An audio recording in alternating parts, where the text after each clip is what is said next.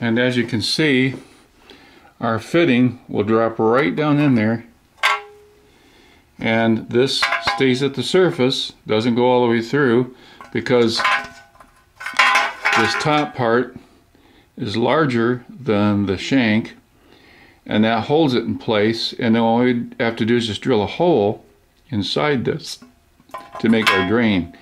We'll put our parts on the bottom here and join these together, and I'll have a little piece of rubber seal that will go around there, and then that will make our drain for our unit.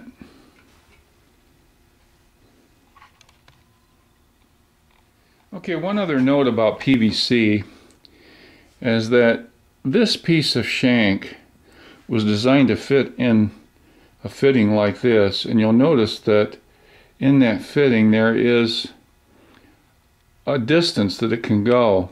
This is almost a little bigger than that distance. If I try to shove it all the way down there with quite a bit of force, sometimes it's very hard to seat it all the way.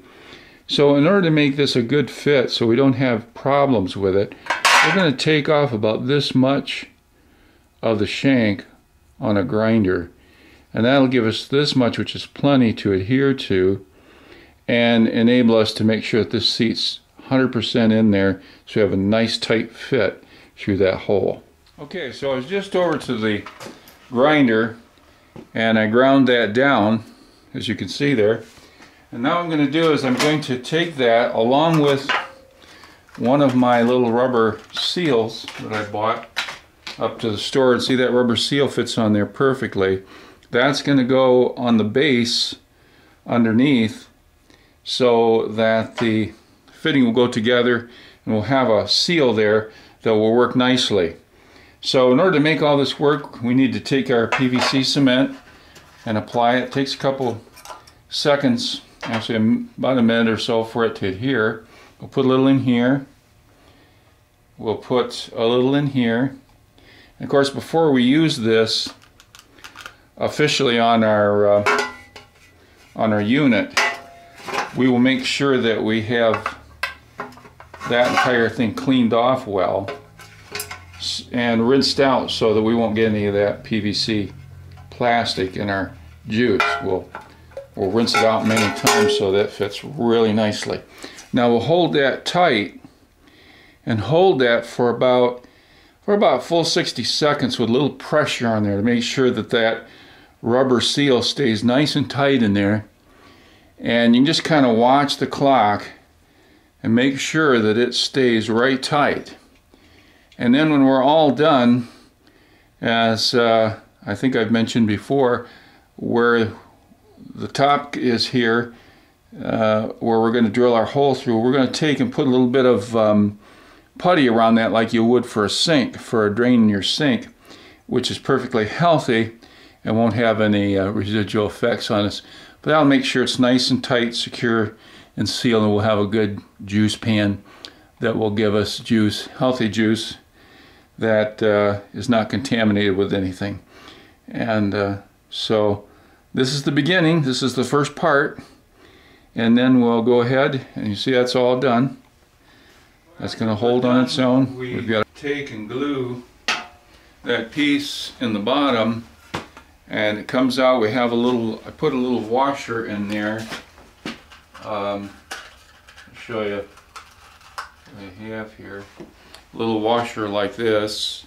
This little washer is stuck right here around the base, and glued these two together as an extra protection from leaking as the juice comes out. This will have to have a small hole drilled in it to allow the juice to come out, and then I'll put rather regular compound like you'd put around a sink basin in here in order to keep that nice and sealed tight. This will then become the bottom pan. The top pan, which is here, will be compressed down in there and allow us to make our juice. This is going to be screwed to the top of the unit. The hydraulic jack will be at the bottom, and that bottom pan there with the drain on it will be squeezed right up to the bottom of this, thus allowing us to get our juice.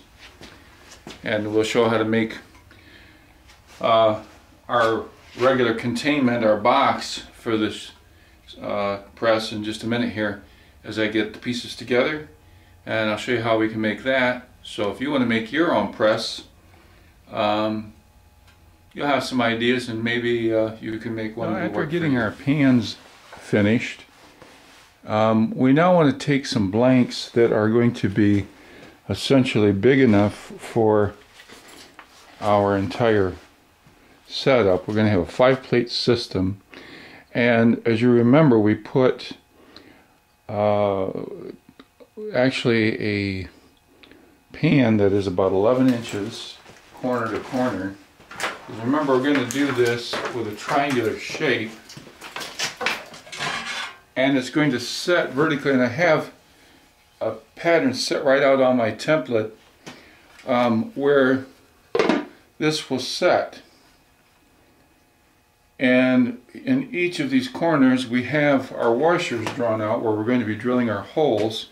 We're going to be running through it a piece of rod steel which has bolts which will allow us to graduate each level with a bolt on the top and bottom of each plate. These will be double plates on the top and the bottom, and the center plate that will load our bottom pan, which is this one, and allow it to push up. And so these are going to be separated by these. You'll see what I mean in a minute as we start constructing this. But first of all, you want to make sure you draw some sort of symmetrical system. I set this up so I know exactly where to identify the places where this goes, because on the top plate I'm going to drill some holes and I'm going to fasten that to the top. These holes here have to match all the way through so that I can put my metal rods through there and they'll line up, and that'll allow the center plate to slide up and down on those without any difficulty. And we'll see more about that as we continue. So the next thing we want to do is we want to get us a drill that will nearly match the drill size we need. Now the rod we're going to use is a 7/8 rod, and if you're not sure whether your rod is the right size, take your drill bit and put it on the end of this and see if it matches the size, you know, that you have. And particularly this end, which is going to open up, is usually a tad bit wider.